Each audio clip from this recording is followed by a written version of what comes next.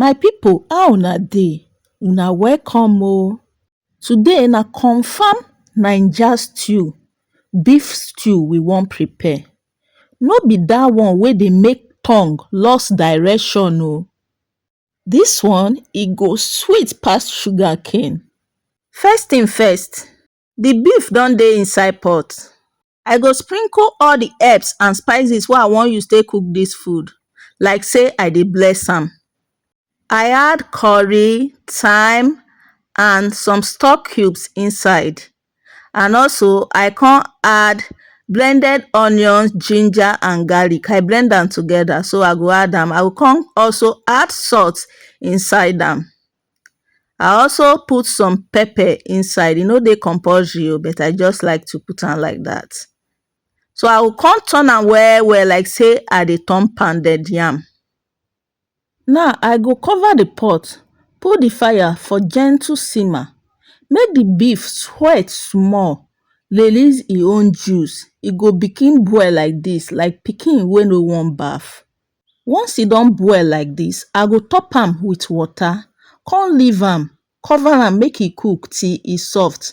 Abeg, no leave am make e soft like overripe mango. As the beef dey do e own thing for fire, no need to waste time. I don already slice my tomatoes. I come cut open the garlic wey I dey use. Na oil I just dey spray on top of am like this. I still later add onions inside this oven tray. I go show una later. Everything I go carry am like that, enter inside oven make e roast. And all this one wey you dey see now, na the pepper wey I go use take blend am. But for today video, I no go roast the pepper. I no wan roast the pepper today. I wan leave am fresh like that. Na one of the way wey I use take dey make my Naija stew be that.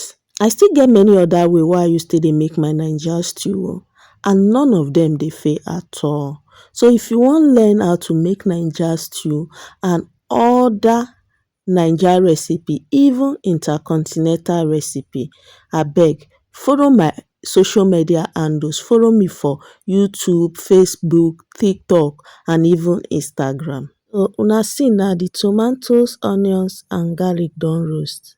I be forget to add the onions before, but I later go through am inside the oven tray.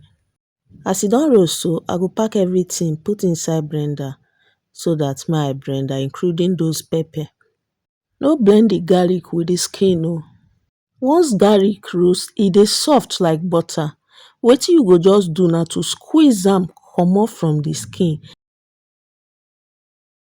E no dey hard to remove the skin at all. I don pour all the roasted tomatoes, onions and garlic inside the blender. I come also pour the pepper. I will come blend everything. Blend am until e smooth well well. One of the advantage of roasting your tomato na say e go make am thick like this. I go tell una the second advantage later. By now the beef go don done. Just carry am comot from the fire, comot am from inside the meat water. Reserve the meat water, then fry the meat inside oil. Fry am inside hot oil and make sure say you fry am till e turn to golden brown like this. See as e fine na, like Lagos babe wey just do makeup. Now comot all the beef from the oil, set am aside. I go use the same oil fry the stew.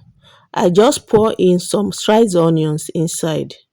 I will come fry the onions until e wan start to brown, because I want say make the onions release e juice inside the oil. Now I will come pour all the pepper mix inside the oil. If you dey use tin tomato do this stew, abeg add am first before you add this tomato, or you go spoil the stew. Before you argue with me, just lis ten. Most of the tin tomatoes wey dem dey do these days dey highly concentrated. That means e dey slap well well, even pass that your fresh tomatoes wey you boil. So as far you don boil your tomatoes, or you roast am blend am, make sure say you add your tin tomato first. But if you no roast your fresh tomatoes, then add am together with the tin tomatoes. Wetin I mean be this: Add the fresh tomatoes the same time wey you add the tin tomatoes. Dat is if you no roast am before you blend am or if you never parboil am. I don also add all the spices wey I wan use take cook dis stew inside am. Make una no worry o, I go leave the list and quantity of the things wey I use take cook dis stew for description box. So I fry am for like 5 minutes. Once you roast your tomatoes, e no dey hard to fry again, e no dey hard at all. I come pour the beef inside, I go come fry am for another 3 minutes.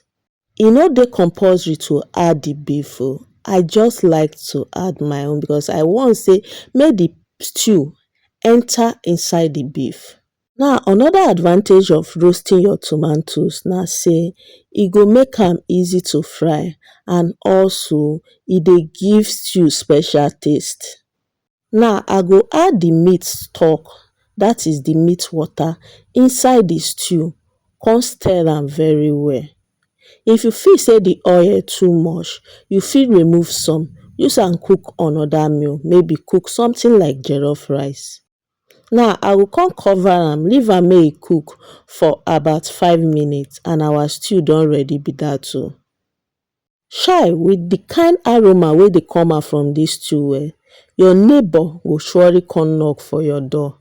Stew don ready be dat o, see as e red like red wine. Now enjoy your stew, just enjoy am with rice, plantain, yam, anything wey you want, just use am enjoy dis stew. No use am eat eba o. With the taste of dis stew you go chop 2 plates.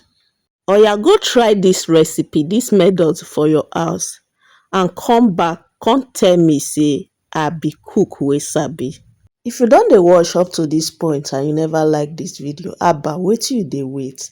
Like am, leave comment for comment section, let me know where you dey watch me from and also let me know if you go try dis one. Thanks for watching, bye.